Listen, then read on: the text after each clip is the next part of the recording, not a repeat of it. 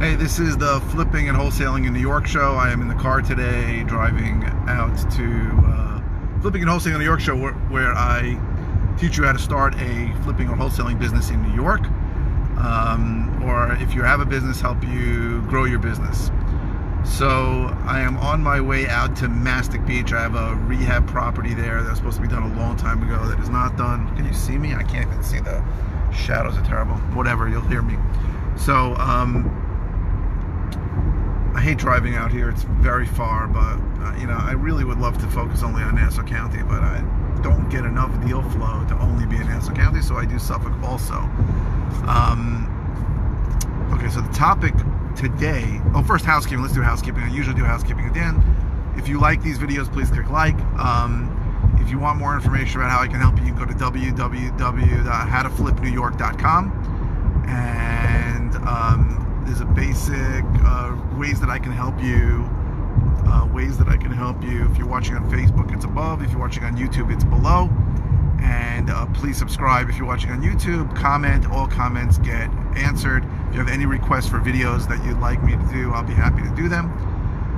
Okay, so the topic today is, why is perseverance and getting good information really more important in New York? I had a question, sort of by request, not really, but I was talking to someone who said, like, is perseverance more important in New York than in other states? And first I said, no, it's always important, but then I realized it is more important. It's more important to persevere in New York for a few reasons. And here's what I found, and this comes from somebody who does almost all his business in New York and who has done deals in other places. But New York is really a different planet than the other 49 states. And there's a couple of differences that I find with sellers. And the point of why you need to be more persistent.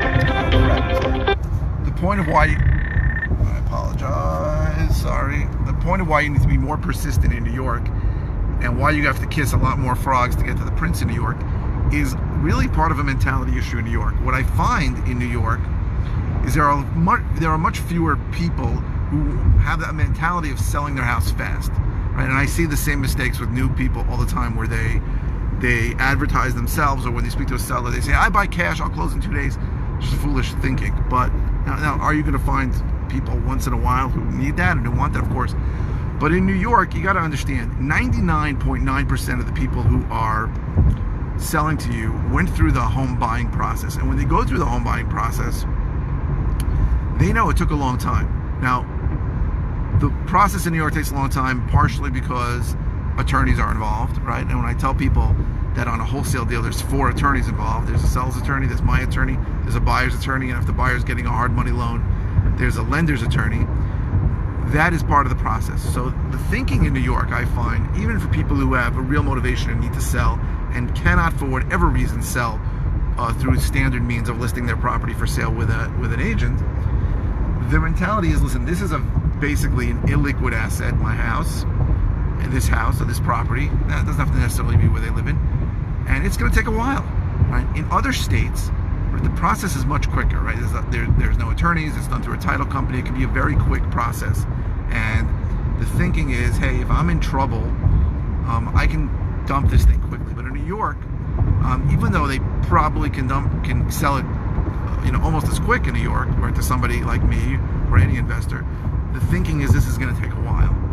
So, therefore, because the thought process about selling real estate is that this is going to take a while, you have to go through a lot more people who have different kinds of problems and who have some kind of motivation where they want to sell to you at a discount.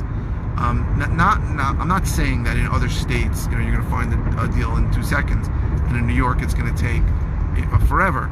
But it takes a long time in New York, and you have to be persistent because you have to follow up with a lot of prospects or leads that are sort of thinking about it, right? You have to warm them up, and it's in general because of a mentality in New York that the whole process takes longer. And because of that, you need more persistence to go through these people and stay with them, waiting for that time when they're ready to sell, and when they sort of make that decision. And there is a luck factor. People don't really talk about the luck factor when you do marketing and prospecting in New York, everywhere really, right? I could take the same list as you And I can approach that list the same way. So I can market to it the same way. I can call it, and you can call it, and then I may there's two parts, right? I may reach people who you don't reach, and then even if I reach the same amount of people that you reach, I may reach a person just on that day where he's pissed off that his tenant told him he's not paying him rent, right? Because he lost his job due to COVID. I'm sorry, I'm not paying him, and he can't evict them because there's a moratorium on evictions. That might be that day, or that might be the day that he got a roof estimate on his house, and the guy told him it's $18,000 to the roof, and he's like, screw this, it's not worth it. I should just get out of here. Or that might be the day that his company tells him he's being relocated. It could be anything. So the point is, there is a luck factor, right? And that's why you need a pretty big list to prospect to, because there's always going to be those motivational reasons, these motivational reasons to sell. But you have to hit that person that day where that motivation is strong enough for him to overcome the other thoughts he has about keeping the house, right? That motivation has to be strong. So there is a lot of persistence. I believe very strongly that you have to be more persistent in New York, because the basic mentality of people is that, this is an illiquid asset and selling it's going to take a while. So even the thought process of selling to an investor, I think, is less prevalent in New York than it is maybe in other states. So I believe that persistence and also getting good information is very important too. So there's a lot of information on the internet about flipping houses and wholesaling, and I think I'm the only person, and even as I say these words I think it's crazy, but I think I'm the only person who's teaching how to do it in New York.